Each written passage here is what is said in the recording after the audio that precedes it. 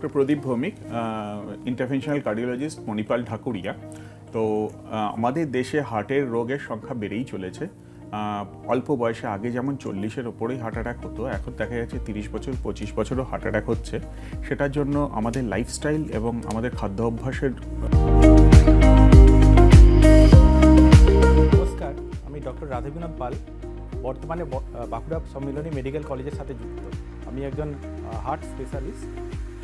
আজকে আমার মেসেজ যে prevention is better then cure. তো হার্টের আপনার সুস্থ থাকার জন্য, হার্টের স্বাস্থ্য যাতে ঠিক থাকে, আমাদেরকে সঠিক খাবার, বিশেষ করে গ্রিন লিফি ভেজিটেবলস, শাক সবজি, এগুলো খেতে হবে। ফ্যাটি ফুড অ্যাভয়েড করতে।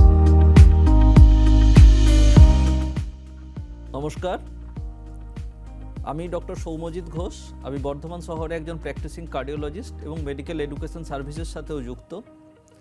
আজকে এই প্রোগ্রামে দিল সে দিল তক এই প্ল্যাটফর্ম থেকে এবং জি24 ঘন্টার সমস্ত দর্শক এবং আপামর জনসাধারণকে জানাচ্ছি যে হার্ট অ্যাটাক বা hello everyone, I am doctor two-tone Das.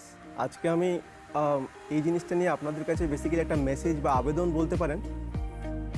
আমি একটা জিনিস শেয়ার করি যে যখনই কারো হার্ট অ্যাটাক হয়, এভরি মিনিট কাউন্টস। তো যেটা আমার পার্সোনাল প্র্যাকটিসে এক্সপিরিয়েন্স,